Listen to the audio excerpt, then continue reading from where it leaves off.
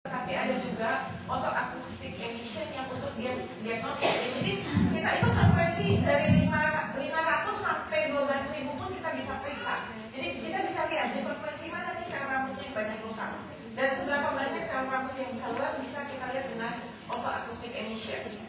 Itu bisa kita lihat. Sedangkan untuk temporal kita lihat bahwa kadang-kadang kita melihat begini, ada pasien anak memang tidak keluar suara. Berarti juga masalahnya di temporal itu tadi di atas. Ya, jadi ada anak yang kalau kita periksa pendengaran perifernya, jadi kita bilang perifer itu jadi sampai di sarafnya itu oke, tetapi sampai di otaknya ini dia nggak bisa interpretasi. Itu yang kita bisa lakukan, Pak. Jadi bisa kita lakukan dengan pemeriksaan-pemeriksaan yang tadi saya katakan. Jadi yang tadi Bapak bilang frekuensi itu kita bisa lakukan dengan otoakustik emission. Kita bisa tahu sel-sel rambut luar mana yang rusak. Dan untuk supaya meyakinkan, misalnya Bapak punya di perusahaan kan, mau minta tolong dari perusahaan atau apa, itu kita kan selalu akan membuat satu surat dan menyatakan bahwa memang anak ini membutuhkan operasi implan untuk implantasi ya. Seperti itu akan kita buat berdasarkan pemeriksaan ini. Makanya kadang-kadang orang tua banyak banget ya pemeriksaan untuk ini. Iya. Untuk anak kecil jadi kita untuk menentukan itu kita melakukan banyak pemeriksaan.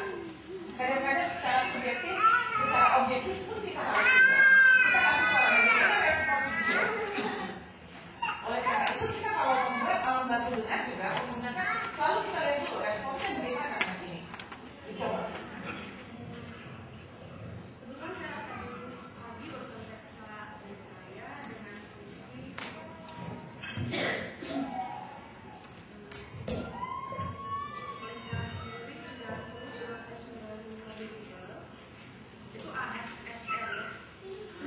Karena di atas 100 desibel. Bayi saya 9 bulan. Kemudian saya mau menanyakan satu, berapa lama waktu ideal menunggu progres untuk alat bantu dengar dipakai sebelum menuju ke implan? Satu, karena anak saya juga mengalami masalah di kepalanya. Jadi kan kita nggak bisa bedain ini keterlambatannya karena motornya atau karena memang alat bantu dengarnya tidak maksimal gitu ya Bu ya. Yang kedua, apakah kita harus berpegang pada standar omongan gitu, bahwa alat yang makin mahal makin bagus? Apakah sesimpel itu? Yang ketiga, ini mungkin saya curhat sebagai seorang ibu. Waktu itu saya ada SMS-an sama Ibu Sansan, saya mau ke salon. Setiap pertanyaan saya dijawab Ibu Sansan. Terima kasih sekali. Cuma satu pertanyaan saya yang belum dijawab Ibu Sansan.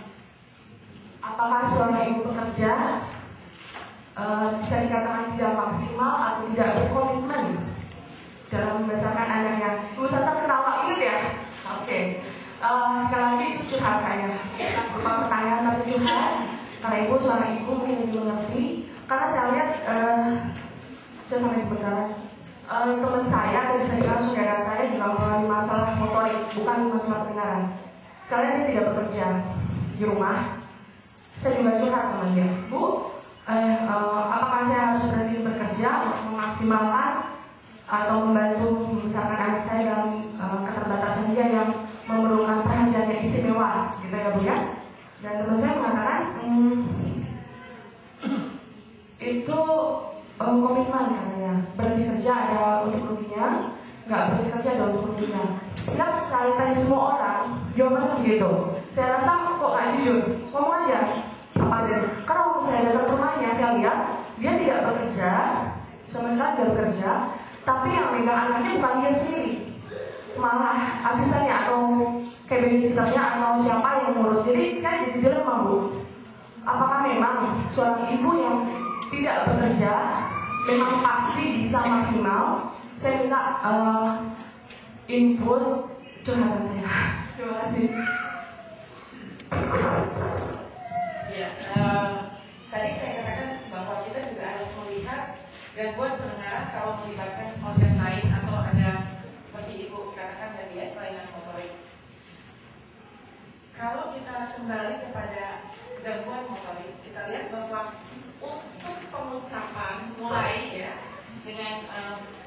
mengeluarkan suara perlu otot-otot daerah. Dengan mengeluarkan suara perlu otot-otot daerah. Kalau nggak ada yang terlalu berkembang, mungkin kita kandidat untuk timpang.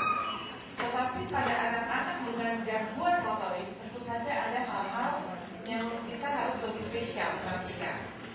Ya, kalau misalnya kita pakaikan alat bantu dengar, tetapi latihan di daerah mulut sendiri belum baik, ya, maka kita juga akan kalau kita pakai patokan seperti yang lain, itu kita nggak dapat.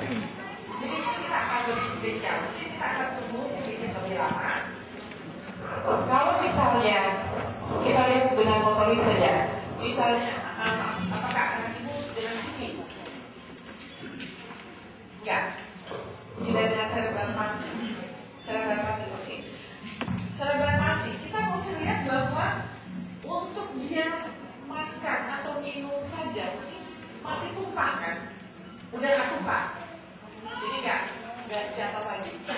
Kalau dia masih ini sudah mulai terkoordinasi dengan baik, itu akan jauh lebih bagus. Ya. Kalau misalnya dia mulut aja, makanan masuk terus jatuh lagi, lewat lagi, itu berarti daerah sini belum terkoordinasi dengan baik. Ya. Jadi itu kita lihat satu. Kemudian itu kan perlu latihan pada daerah motorik. Jadi tidak hanya dengan mungkin dia harus berbaring atau apa. Mungkin kalau dia lebih gede, dia akan latihan misalnya meniup atau apa seperti itu. Tapi karena anak ibu masih 9 bulan, ya mungkin kita suruh dia niup.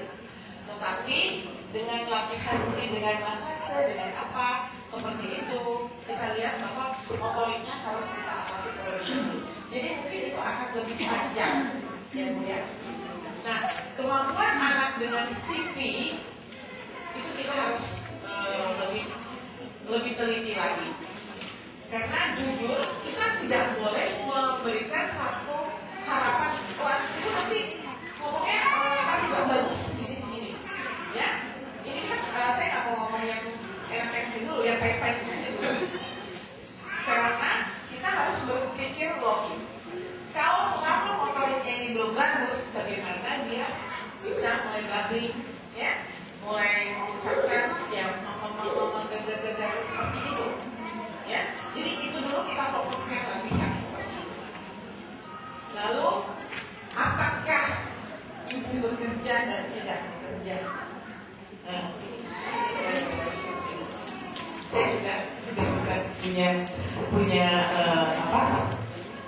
masalah. Saya juga ibu yang bekerja, tetapi kembali saya bilang komitmen kita seberapa besar kita melihat punya waktu untuk anak kita sendiri.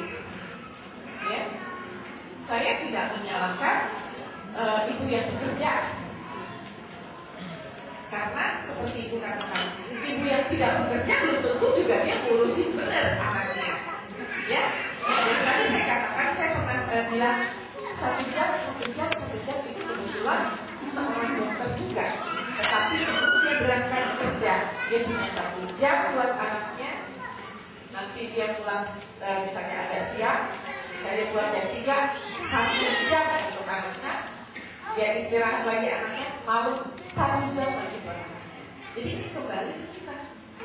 Jadi saya tidak mengatakan bahwa ibu yang bekerja tidak punya komitmen, ibu yang tidak bekerja juga punya komitmen.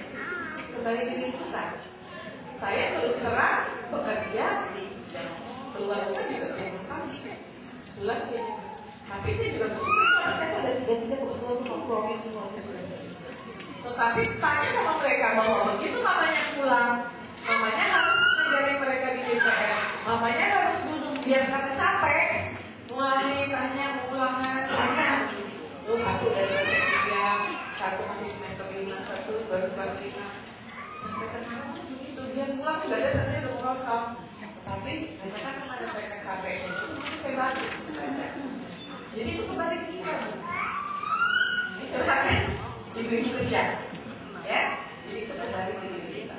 Kapan kita punya waktu buat anak kita? pakai alat bantu dengar kira-kira sudah 5 tahun, kemudian pakai implan, apakah harus pakai keran menggunakan alat bantu dengar kira-kira kita bisa berkomunikasi dengan baik. Oke, Setelah pakai alat bantu dengar dengan audiogram, dengan memakai alat bantu dengar, posisi pendengarannya sampai di mana, Pak? kebetulan ini yang terkena di